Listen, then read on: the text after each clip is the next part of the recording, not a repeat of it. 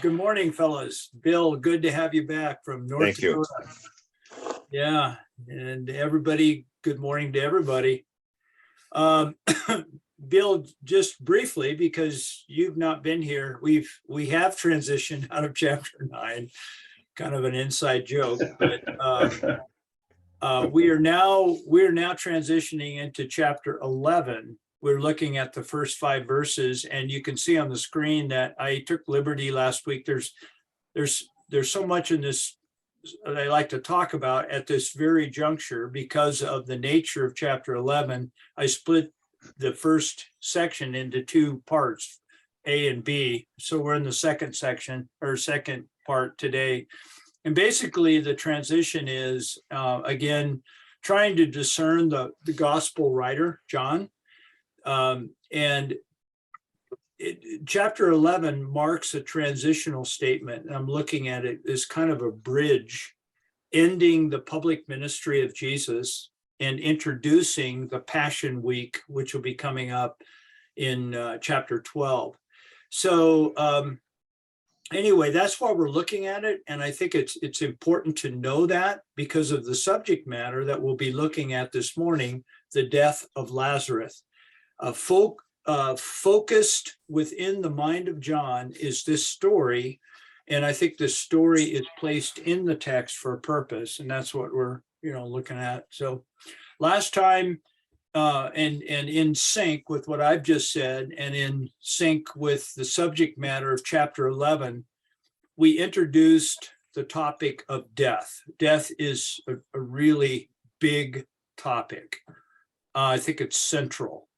And that doesn't surprise you guys by hearing me talk about this in your own experience, but we're going to deep dive into this subject. We first observed how we as a population interact. Morning, Steve. Good morning. With this topic of death. Last time we submitted general comments regarding the subject based on followers of Christ. And, what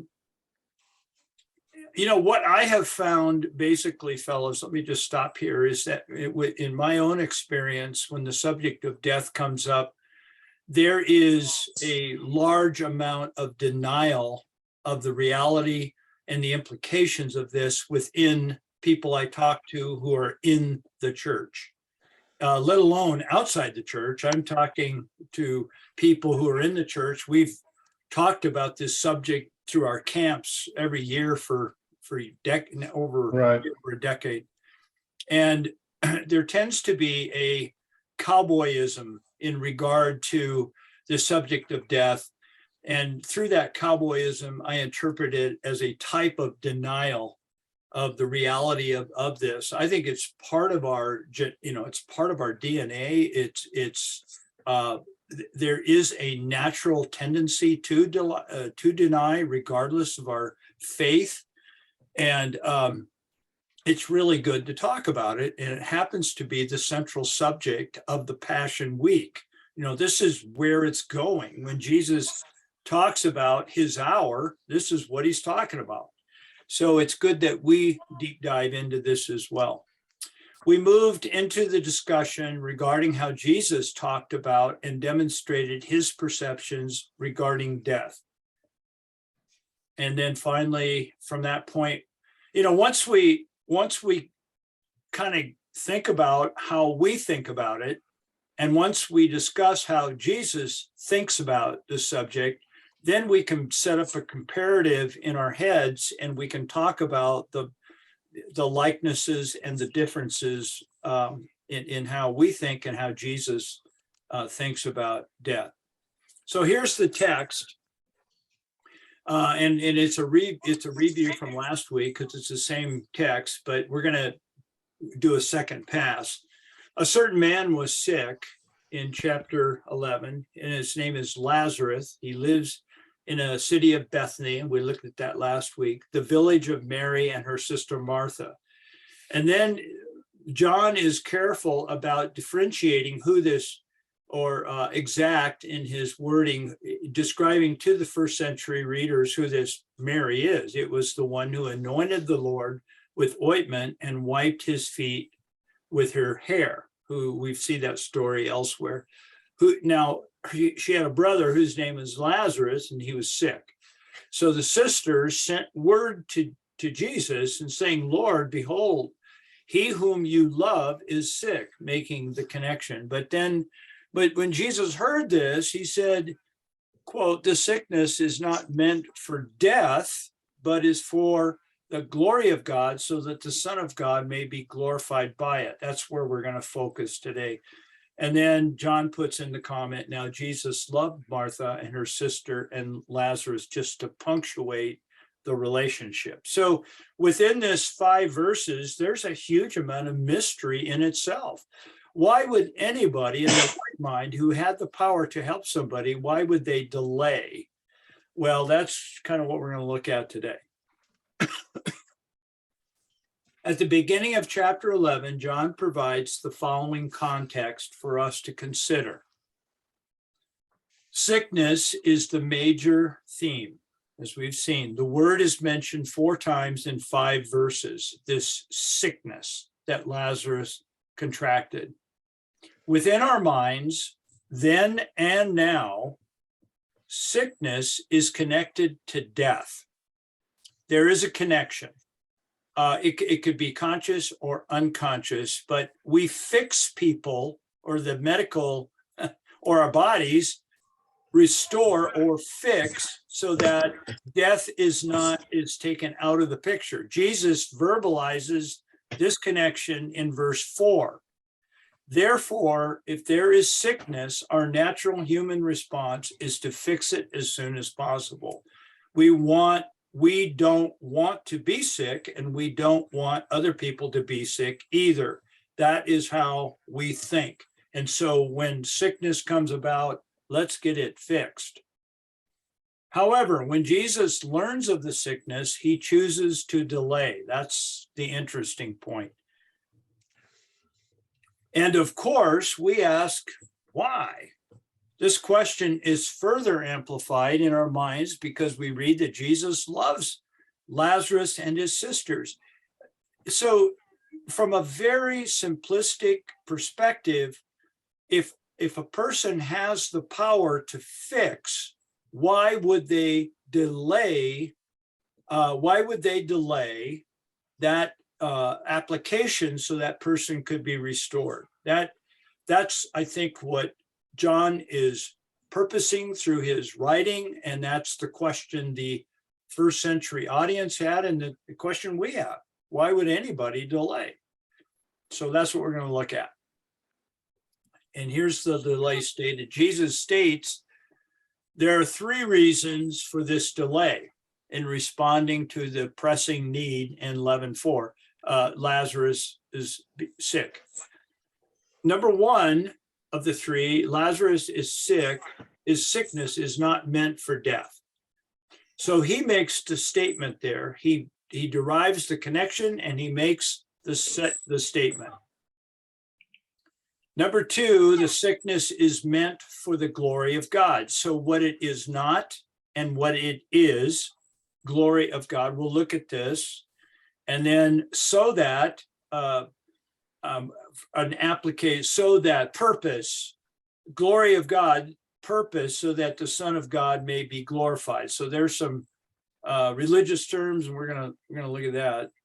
So based on the 3 reasons, we can make an assumption. Jesus is about to show us something. He's acting way outside of the box.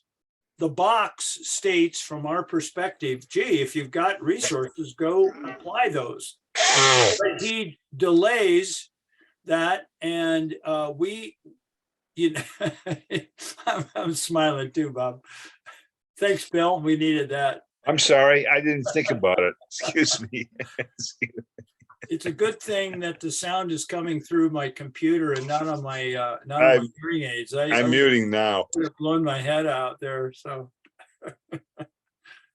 so let's focus in on this maybe here.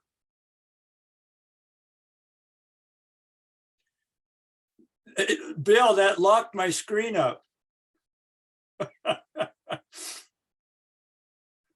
So we have to go through here again. No worries.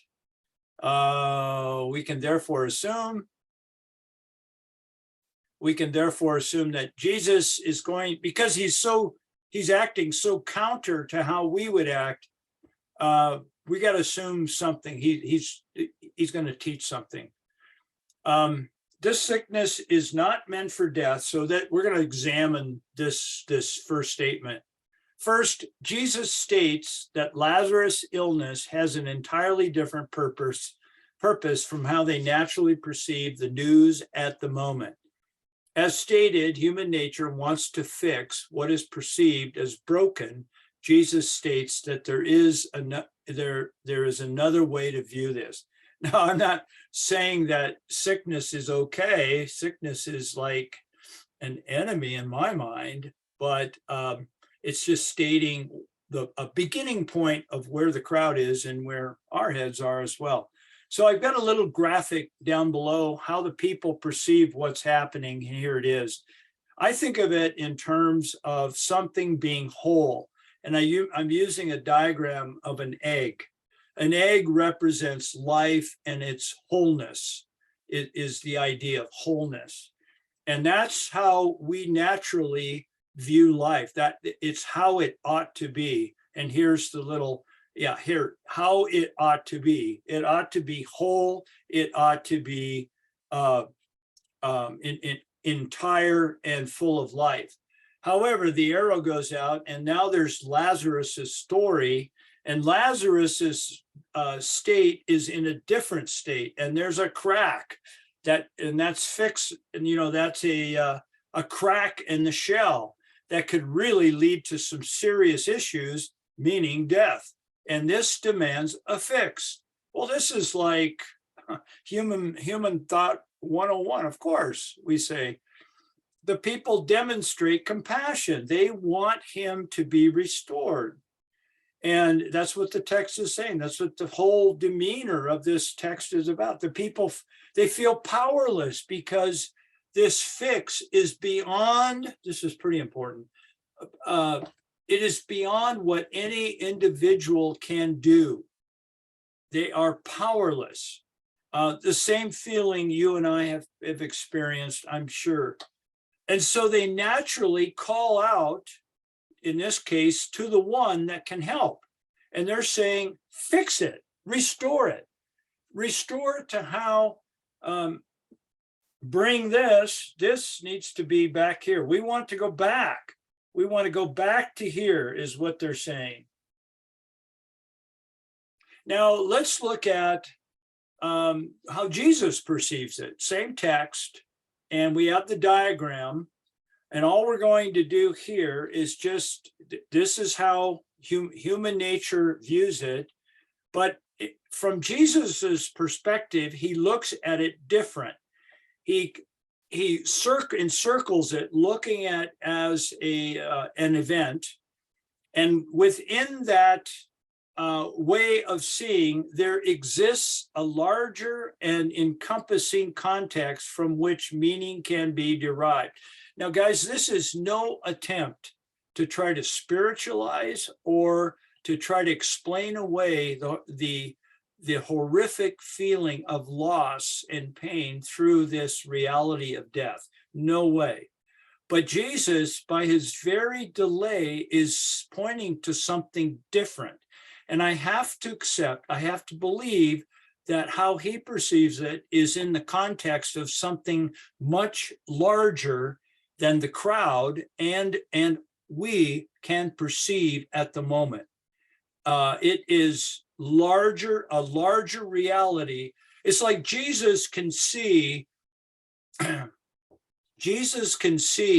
things differently than we can see. He's fully God and fully human, and he's interpreting that God nature through his humanness, which is, that's another whole nother subject. But he's saying, in my mind, I think it's larger. It's bigger than we can and the crowd can perceive. So that takes us to the second statement. This, after clarifying what the event is not, it's not for it's not for the purpose of death. Jesus continues by stating the true purpose of this illness in point 2 and 3. And he says, first of all, this statement, for the glory of God. We ask, what in the world does this mean? This means that through this encounter, at this moment in time, the character and the presence of God will be revealed. That's my stab on what this means, for the glory. When I see that term glory, I'm thinking, it makes me think of presence, the presence of God. God from the outside is coming, is actually penetrating into our world at that moment. And I'd call that his word for the moment. And this means that the presence of God, this is something bigger and serves as a call to pay attention. So that's kind of how I'm viewing this. It's a call to pay attention with what follows as more detail, so that the Son of God may be glorified by it. So the same term, the so that, links Jesus with the Father as the exact human representation. And by the way, I'm not telling you stuff that you guys don't already know, but we'll get to the application of it. Exemplifying what the Father is like. That we accept that by faith. And then, in addition, and as indicated by John's writing within the gospel, the glorification of Jesus is always talking about his coming death, resurrection, and ascension. If we looked up those verses, they'll be on our website. We'll see that the hour is coming for him to be glorified. And then beginning in chapter 12, the hour has come. It is time for the Son of Man to be glorified. That's the language. And he keeps using that throughout the passion, that crucifixion, from the evening through the crucifixion, through his death on the cross. That word, he is now, the Son of Man is glorified. So that's what it means, so that the Son of Man may be glorified by it. Thus, what appears as an urgent something to fix, we're going back now.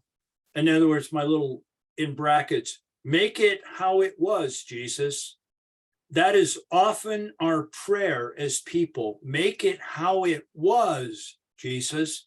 Make Lazarus how he was, is in all actuality a manifestation of the core issue of death, which Jesus is about to lean towards. He's moving into this, first of all, through the person of Lazarus to demonstrate resurrection power, and then he himself will lean into that and go through that experience himself. That is really a powerful idea. In so doing, Jesus conquers death. This is through the death and resurrection. And I put there a term, Christus Victor, which is maybe something you guys have heard. There are different theories about the atonement of Christ. Why did Jesus have to die? And you can go online, you can read about this. One of those is Christus Victor, and it was made popular through a guy named Gustav Allen, I think around the time of the Reformation. I'm not real sure. I'm not sure, but the idea of Christ being victorious. Well, we're Bible people, so we read it, we go absolutely sure, but there's other theories as well. And because the Bible is talking in imagery here of how to explain it. They're coming up with ways to explain the reason for Jesus's death, and one of those is Christus. He's a victory, and I believe that. I believe that Jesus did something very significant through his death, or through his death on the cross. He conquers death, but also he demonstrates. And this is really this is very important to me, because I don't just adopt one. I think he is also exemplifying that moral exemplar. He's also showing us our path as Christ followers as well. I think there's a direct application. Yes, what he did was for all mankind. However, I think he's also, through this, exemplifying how we, as Christ followers, are to live. And that is through the letting go, and that through that letting go, it feels like death, there's always a resurrection. So I'm a big fan of moral exemplar, and that's one of the theories. How then do we understand this? Okay, we're moving to application. And here's the little diagram of what is happening in verses 1 through 5 as I've depicted it. And so I've got some points. One, there exists in our life an uncomfortable, even sometimes alarming mystery. It's a mystery that exists. And that mystery is that we live and we die. But this mystery, okay, before I go to that, think about this, fellas. And Bob, because of your work now in what you're doing with the funeral home, you could comment on this, and I think we'd all love to hear that. Guys, life and death is part of our existence. Everyone has it. But yet, when it comes to me, or it comes to me, I would naturally say, and I'm not saying I wouldn't, why, God? Why is this happening? Why did why did I contract this disease? Why did you take my loved one? It's this every time. I don't know of anybody that says, well, it's just part of God's plan. If they say that too early, I would say you're in denial, right or wrong. But there is a sting about this, but there is also hope. Therein is the mystery. But I want to believe through faith. I do believe through faith. This is by trust and faith, that this mystery is sourced in God himself, and God himself is good. This is my belief.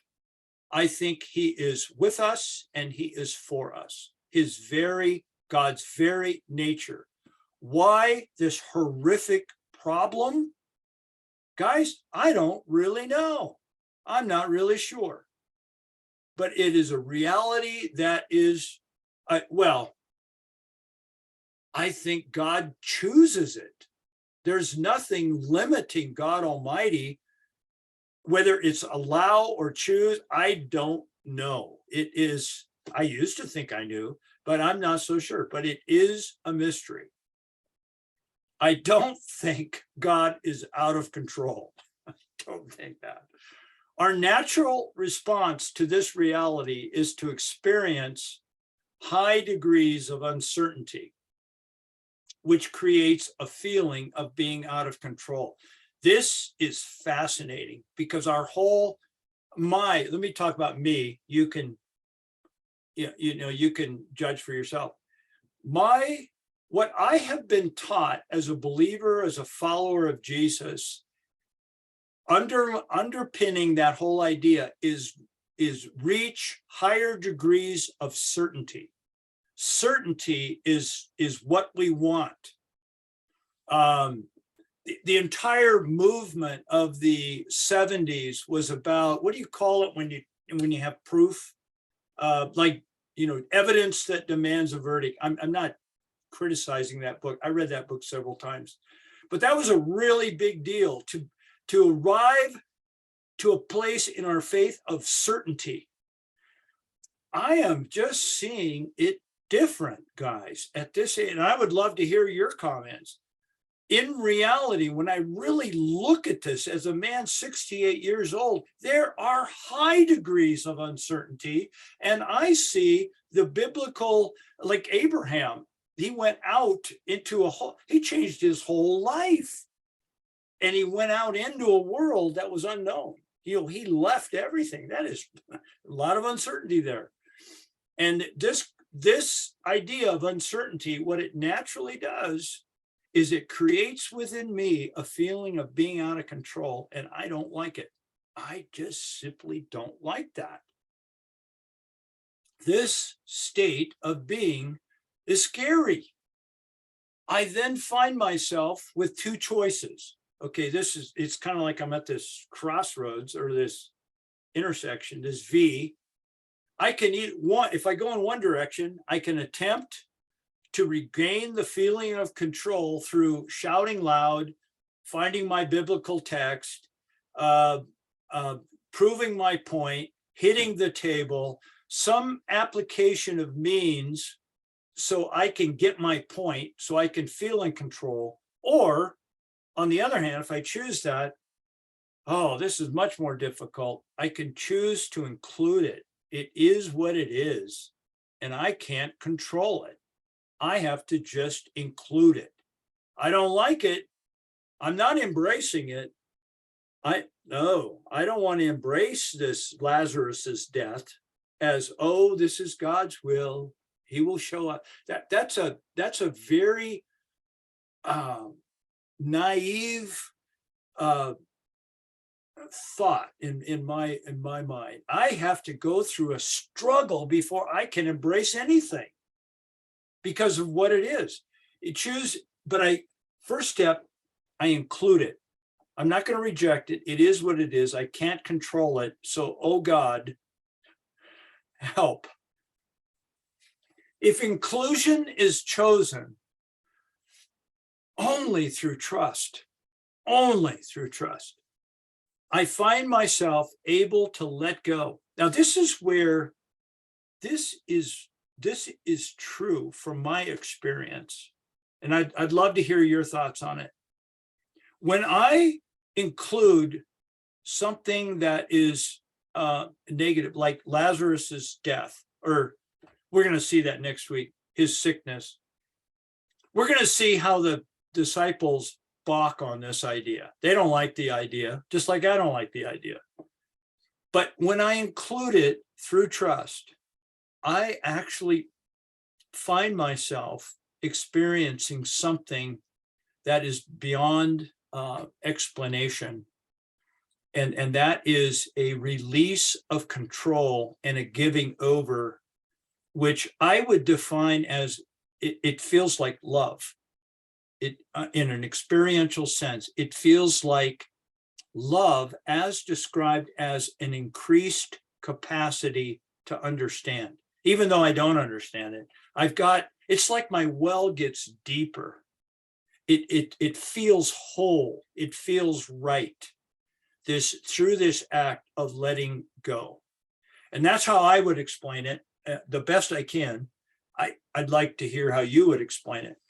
Myself able to let go of my expectations of how things ought to be. One more, I embrace the reality. Okay, this is it.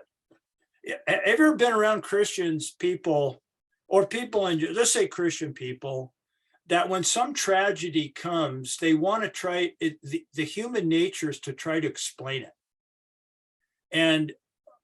And oftentimes you have this exchange, which is sad but real. It's because we care, we love, and we want to bring hope, but we're really we're not bringing hope at all. We're bringing something else.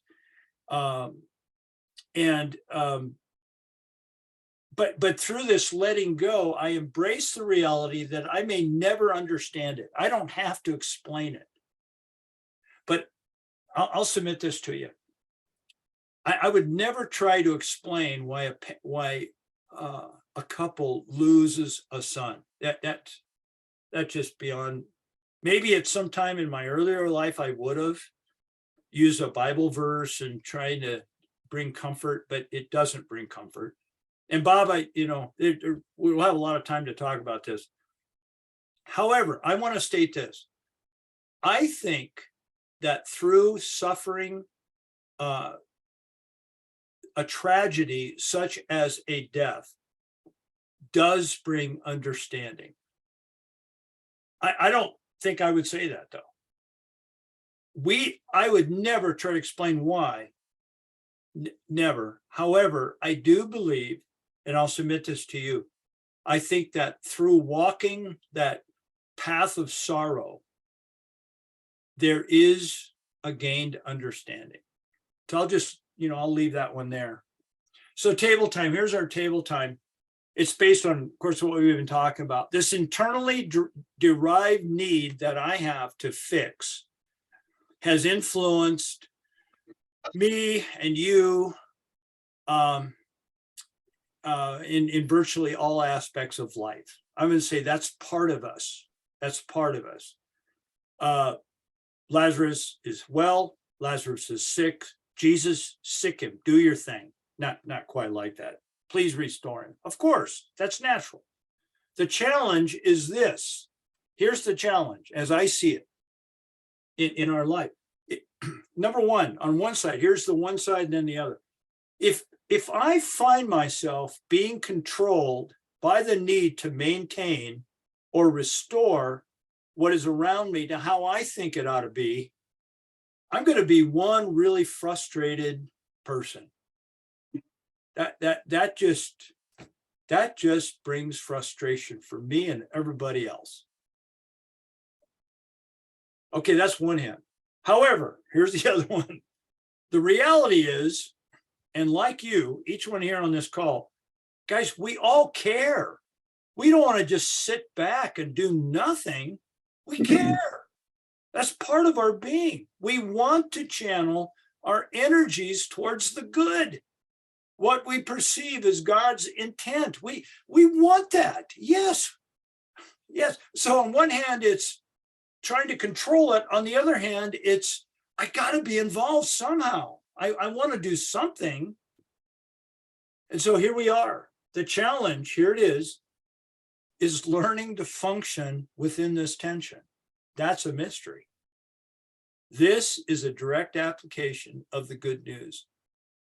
We believe in the good news, the gospel. And what do we do with that? And how do we work with that within the context of death? I would love to hear your thoughts. Wow. And I'll give you a little time to absorb that. Then we can talk. Oh, I'm so anxious to, Bob, your experiences, all of you've got experiences with this. As I've listened to you today, Mike, and I think I've told this story before among our group here. But back in 2012, 2013, my brother was diagnosed and was dying of ALS. And so I began a regular routine of flying out generally on a Thursday and then coming back on a Monday. Every 2 or 3, 4 weeks, I'd go out and visit with him. Oh, wow. He lived in Central Oregon. And so initially after his diagnosis, he was very angry. Yeah. And he was a pastor. I need to lay that out. And his life had been as one as a pastor, but this caught him by surprise. I was the first person he called as he walked out of the doctor's office, and he called me and said, "Bro," and he started crying. He said, "I've just been diagnosed with ALS." I said, "Man, that's a life sentence." And he said, "Yep, it is." Wow. And so that started this journey over 2 or 3 years until his passing. And he started out in those typical 5 stages of grief. Yeah. Denial, Yeah. he denied it. And then he, it's next few visits, I would notice that he was just going through the anger stage Yeah. and could not, why me? Why? I still have a lot in my life that I want to try to accomplish and things of that nature. I remember one day after I'd come out and, a day typically was, if early on when it was easy to move, I would load him. We had a specialized van, and I would load him in the van and take him down to the coffee shop, and we'd wheel him in, and we would sit in the coffee shop and just get as much normalcy as we could. But one day I noticed as I went out that he was very peaceful, a very noticeable change. Huh. And I said, bro, man, you've changed since I was here a few weeks ago. And tell me what's going on. Yeah. Yeah.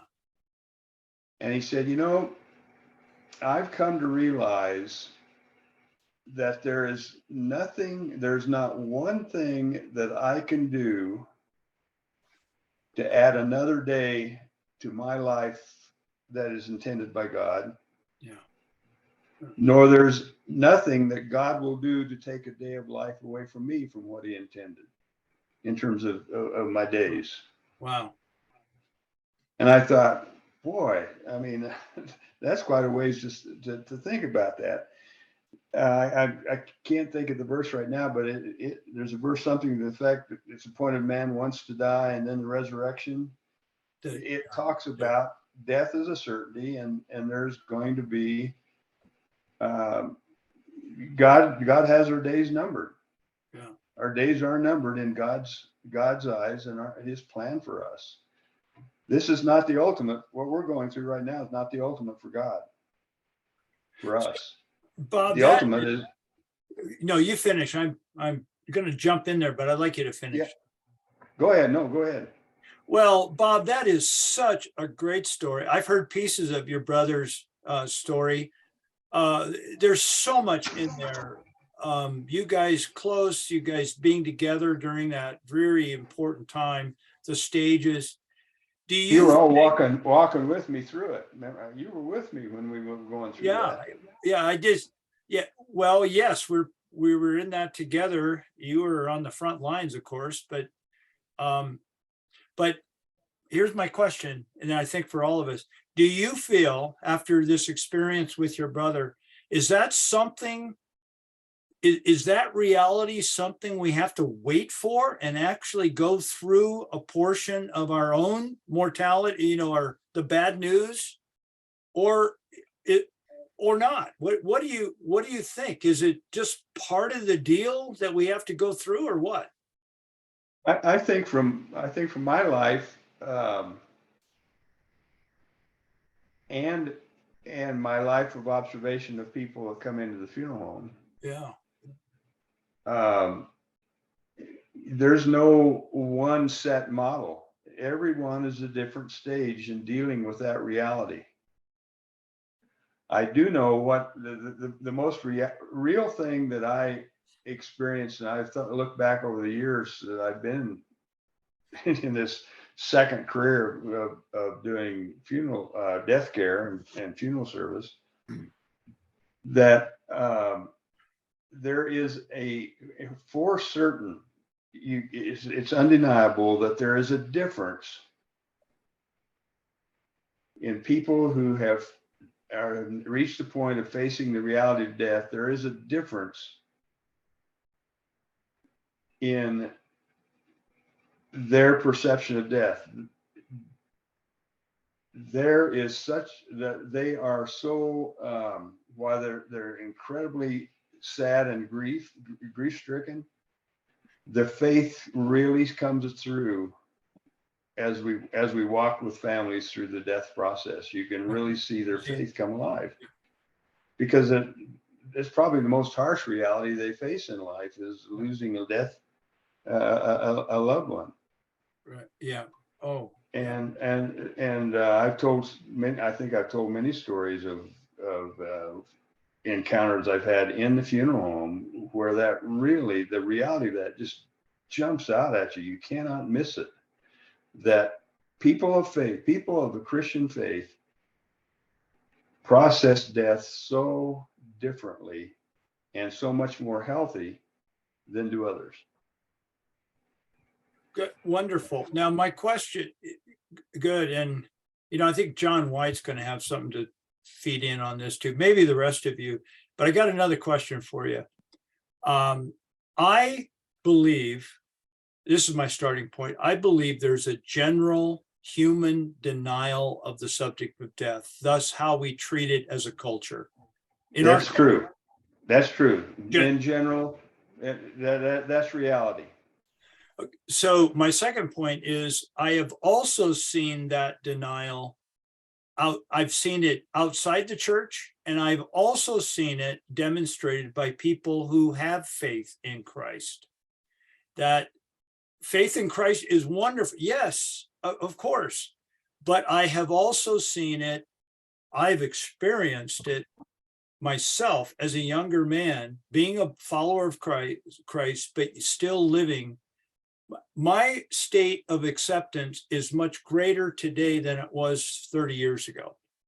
Say, what is your comment on that? I mean, as far as what you've observed, you made the statement that people of faith can go through this grieving process easier.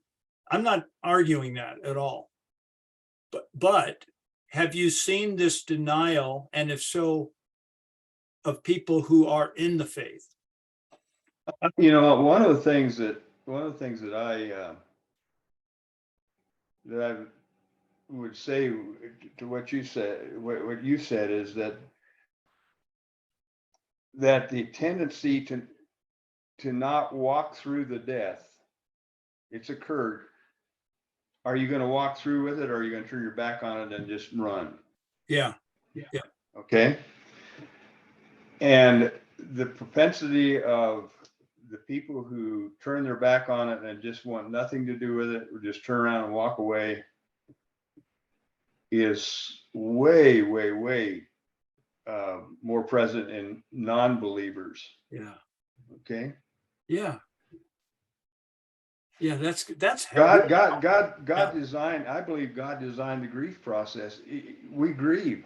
John can give witness to that. I mean, you never cease grieving once you lose a spouse. Yeah. But the health that comes, the healthy way to deal with that is to walk through it, face right into it and walk right through it, and realize that this is a time for gratitude to God that you had the time you did together, and for the impact that the person's had on your life and on the lives of others. It's why we term things in our business celebrations of life. Yeah. Well, but but non-believers want to turn and just walk away many times. So they don't want to face into it, and they suffer for that for the rest of their life, I believe. Yeah. Well, not that God's going to punish them for that. No. It's a psychological suffering. Yeah. More of a guilt. Is it a guilt? I could have done more. Why didn't I do that? That kind of thing. Right. Yeah. Well, I just got to tell you, what your words this morning are so helpful. The story with your brother, and then what your experience is as a death care person. And any comments on what Bob said, or any other comments? And Carl, thanks for joining. I'd love to hear what you guys have to say.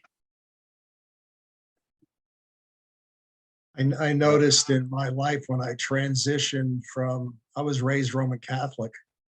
Then there's a period of time where I thought I rediscovered the truth and became a Protestant, I guess what you call a Protestant. And then I go back and forth, and because my family's Roman Catholic, and I think a lot of the Christians' response to death depends on the doctrine that you carry. When I was Roman Catholic, death was much more a part of this is life. This is part of life, like birth is part of life, and Yeah. sickness is, and death is. It's actually a sacrament. They make it, sacramentum is Latin for mystery, I guess. But in the contemporary Christian mindset, at least the one I had, it was an enemy to be defeated. And my job as a soldier in the Lord's army was to defeat this enemy. And so I would, summon up whatever I thought I had to win. Yeah. And you don't, it's just the reality is people die anyway. But you've got this attitude of I'm gonna go kicking and screaming into the grave. And it's, maybe Robert sees this, more than I ever do for sure. But it's not a healthy way to look at life, because there are certain realities in life that are going to happen, whether you're conscious of it or not. This just happens. People die. And you can accept it as part of life. And it's not a result of an evil that they did. It's not the sin that they committed, finally caught up with them, and all the other silliness that people try to give. It's just part of life. And that's one part of it. And that's how I was raised to look at it. I had a little exit from that for a while, where I thought it was the result of sin, and that was the evidence that I had sinned, or this person had sinned, and being sick is sin in part, Where's and the all sin? all those crazy ways to try to explain it. Yeah. But the bottom line is the guy's dead still. Yeah. So you almost have to look at what I do anyway, is I have to look at, okay, my life is not going to impact of whether this person is really dead or not. Well, but I'm going to be living, past that point. After we bury this person, I'm going to still be here walking around on the planet. How do I want to spend that time? Do I want to spend that hating God for putting another angel in heaven? Or am I going to spend that time thinking I was lacking in faith and that's why he died? Yeah. Or do I want to spend that time thinking of how unfair? When I see that Adam, boy, I'm going to give him what for, because it's his fault. Or this is just part of life. Part of life, people die. Yeah. It's not cavalier. I think it's an acceptance of reality. Uh-huh. I had a best friend, and I mean a best friend. He was my best friend in high school and college, but we maintained that friendship, and I looked forward to retiring. And he was a hunter, and I really wanted to go hunting with him. And his wife was my best friend. He lived in North Dakota, but he was diagnosed with a disease called something ataxis. It's a neurological genetic disease, very much like ALS. And once he got it, they had a deadline, in 5 years, it'll be declining. And every time I went back, he was right on schedule. And then he finally passed away.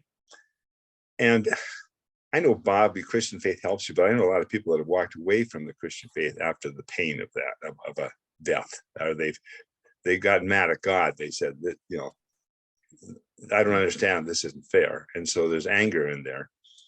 And I have to come back. And one of the questions I really hate, I learned to like this, is that someone will ask me, were they a Christian? I don't know. Were they baptized as a Roman Catholic? Did they receive last rites? Did they confess Christ at the Billy Graham crusade? All these targets to control the question, so we know for sure everything is well. And it's for us. Yeah, it is for us. And I sit there and think, Jesus is the Christian.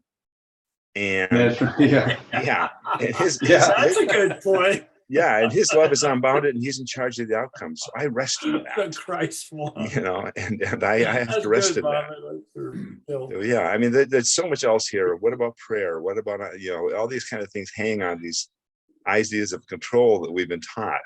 Crisis, is atonement theory. Did Jesus take the bullet God wanted to shoot me and he stepped in the way? Well, that's lately under reassessment. So we had a lot of teaching evangelically that we're reassessing now, because death kind of levels the playing field. That's just my 2 bits on it. Yeah. Wow, Bill, man, you guys, your comments are great. Thank you. Other thoughts? I just want to add that death does not follow any kind of order. I mean, the pain for Christian families is still very real and very confusing as they walk through the loss of a young son. Recently, I assisted on a 4-year-old child. Wow. I assisted on it was in the news where the jilted boyfriend walked in and to the house one Sunday afternoon and shot the mom and the girlfriend and killed them. Then went to Erie and shot himself and committed suicide. God. I was on that. And I mean, the confusion that exists among the friends and the family it's real. It's real. But the celebration and the part that we were involved with, besides the clinical stuff, was very much about their Christian faith. Yeah. As the family wanted it. Yeah. I've stood with grandfathers saying this shouldn't be, this is not right. Yeah. I should not have outlived my grandson. Yeah. Right. There's always going to be those kind of things that we're dealing with. Yeah. But the point is that I'm trying to make is, don't deny death. Walk through it. Face right into it. Yeah. Good thoughts. So, John, yeah, there you go, John. It's about your time. It's 7:53. You missed it by a minute, so we don't want to interrupt. So go ahead, John. We want to hear from you. well, this is a great story, and to put ourselves in it, maybe as followers of Jesus, and so we've been following him thus far. We've seen some miracles. He said some pretty incredible things. He started this. I think he's already given them I'm going to go up to Jerusalem and die, prediction. So here he is 20, 30 miles away from some of his dear friends, and he gets this message. And so Jesus, this story drops a bomb into our quote unquote faith, into our faith journey. It just, Jesus, you can fix this. You're going to stay here 2 days longer? Yeah, what's in your head, man? Yeah, I mean, we've been following this guy who has control over nature, has turned water to wine, has healed people. I'm trying to think in the book of John if he's raised anybody from the dead yet, but it's well within his ability to fix this. Yeah. So Hemingway, and I quote this all the time, he says, we're not free to live till we look death in the eye, kind of like what Bob's saying. Uh-huh. And in our post-Christian, post-truth era, in our secular humanism, has let us down. We don't, philosophy should, our worldview should help us deal with death. And over the ages, the different religions and, Roman Catholicism, it did that. It provided people with how do you deal with death. And today we're kind of left like, now what? What do we do with this? So we recall what Jesus said, that I've come that you would have life to the full. And we go like, how does this mesh with life to the full? right? Sickness, sorrow. And so Mary, Martha, they're kind of scratching their heads. Why isn't Jesus coming? He could fix this. And we're sitting there watching Jesus stay 2 days longer. I wonder what those 2 days were like. You know, and we'd probably be talking to ourselves, we should be getting up there and helping Lazarus, right? Fix it. So our life journey has these curveballs, right? And it's like, this doesn't fit into my belief system, my theology, my, right? So as we're all talking here about getting older, you know, how then do we live? What do we do with this? Yeah, Yeah, that's a good And- question. yeah. Does it shake to the core this religion, the things that we have held on to? And how do we go forward? Do we go forward in denial? Everybody else does, guess I will. Does suffering and sorrow help refine us, or is it like dragging this huge 8-ball behind us that one more day? What really? I mean, Jesus could have fixed this. I'm kind of sorry he fixed it, because he throws us a curveball. Okay, fix it for me. You fixed it for Lazarus, fix it for me. Yeah. So we don't do this very often. So what's the big picture with our faith journey, with life? Yeah. You know, what I is it? like, I like what Bob said earlier, kind of in an answer. He wasn't answering your question, but actually he was. From my perspective, from what Bob was saying is that what he's learned, and Bob, correct me if this is incorrect, but there's got to be a switch in our heads where we decide we're not exempt. The world is not exempt. That's an inclusion. And my response is not to try to avoid it or get through it as quickly and painlessly as possible, but rather something switches where now this is part of life and I must enter in. I call it in my slides, leaning into. Jesus is going to lean into what is occurring. And I think as a Christ follower, that is my intention, especially as an older man, is to lean in and lean with others. That's well said, Mike. That's exactly right. And, I So- think So Okay. Mike, you talk a lot about letting go, and we probably need to let go of more stuff than we hold on to.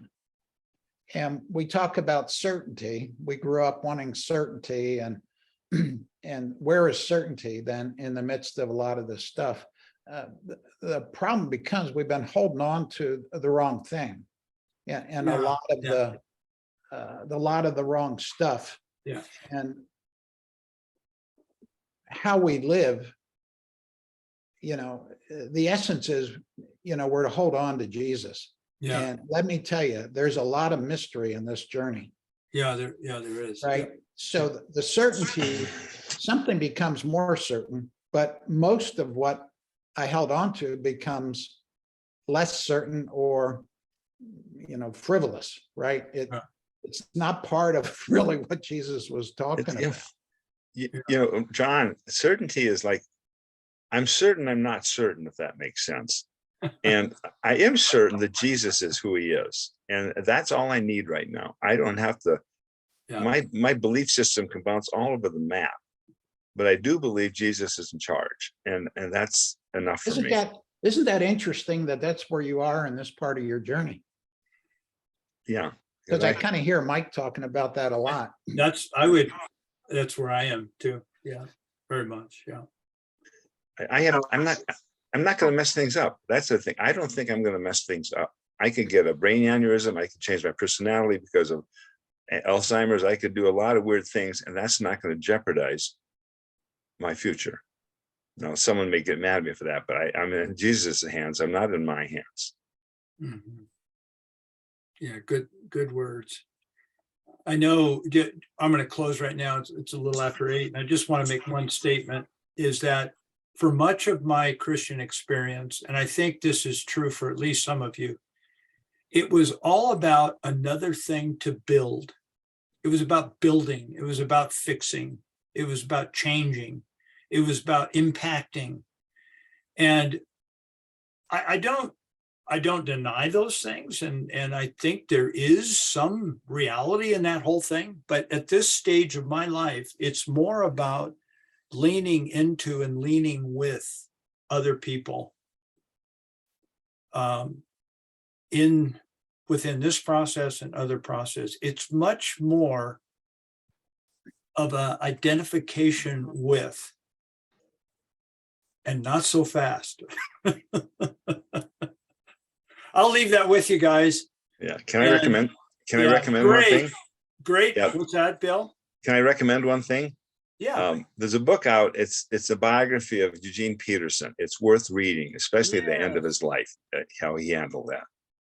Wow, that sounds really great. Yeah, Do it's a you know good the book. name of the book, Bill? I do, and I don't have. I actually have the book, but Well, You if send we it to would, us. if I'll we pass would, it on. if we would Google or Amazon, Yeah, if we get on Amazon, you'll see actually, it. we're moving from Google to Amazon. If we Amazon Eugene Peterson biography, we can You'll see it. find that book. Guys, thank you very much. Mike, What are a you going to be great here next week? discussion. What? Will you be here next week?